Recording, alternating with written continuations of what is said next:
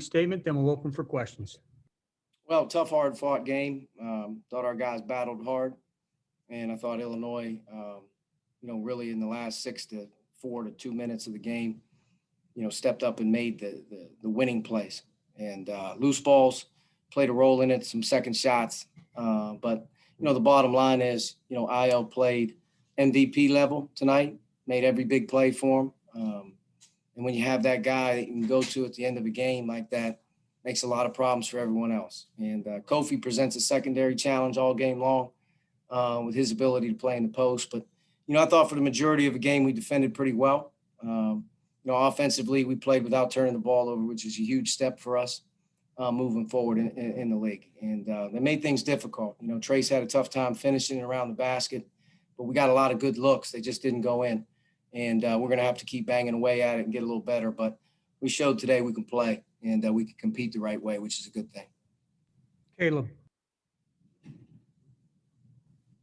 Coach, talking about Io and Kofi, just you did for pretty much a little over a half, bottled them up pretty well, and then down the stretch they got going. Is there anything they kind of changed up to get them going, or is it just two great players that sooner or later are going to get their buckets and everything?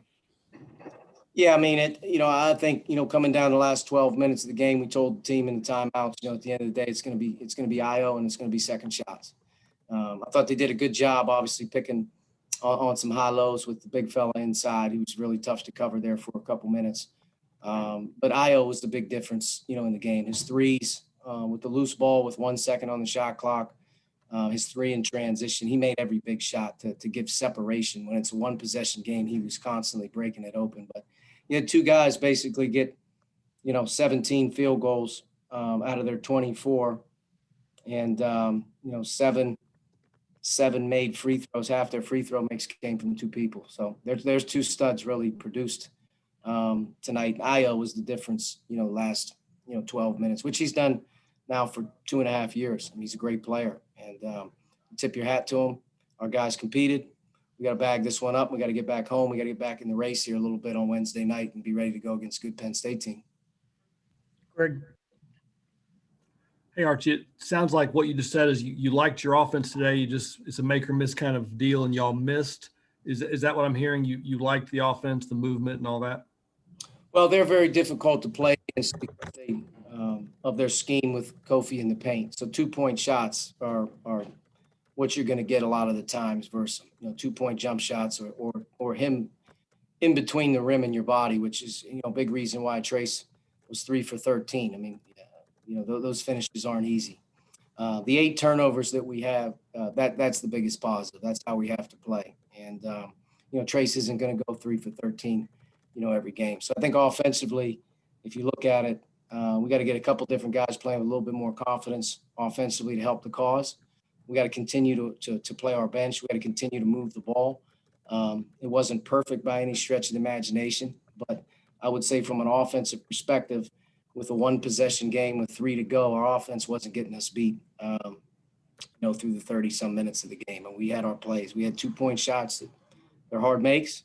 We had some guys step up and make some shots, but we also had a couple open ones that didn't go down. And we had a couple really tough plays late. Race had a quick cross screen under the basket, which kid made a heck of a play on the tip because he was wide open for a basket.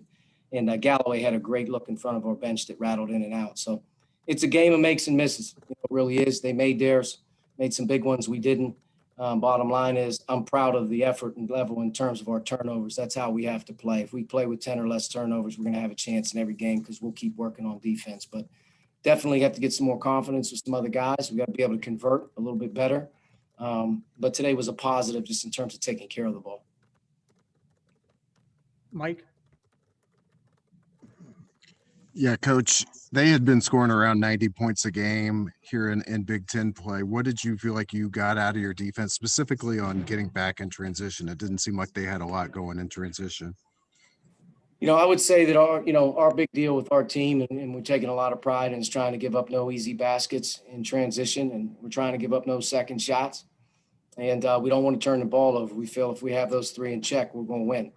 And for the most part, we had that in check. But I think a big part of Illinois is turning the ball over or taking bad shots at the rim where Kofi's block shots lead to runouts. they're like a track team in terms of how fast the ball strikes down the other end off of your miscues.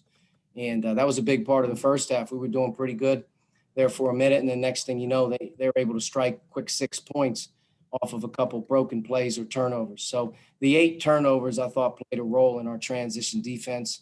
A couple times late, we broke down.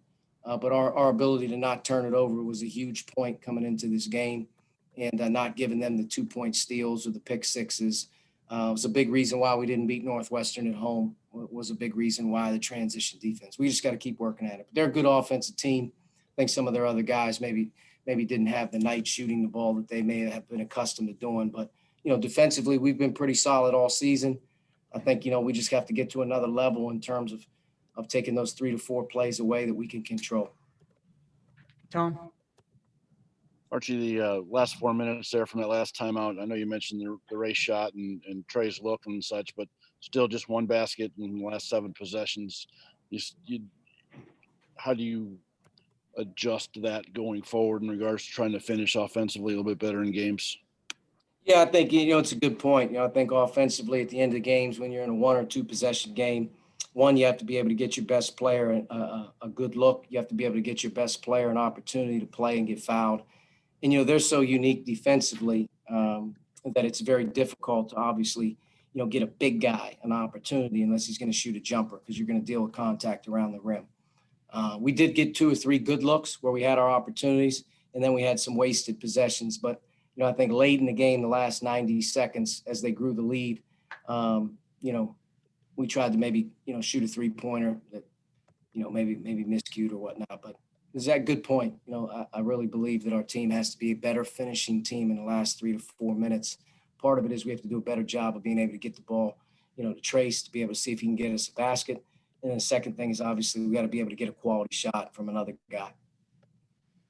All right, Coach, thank you.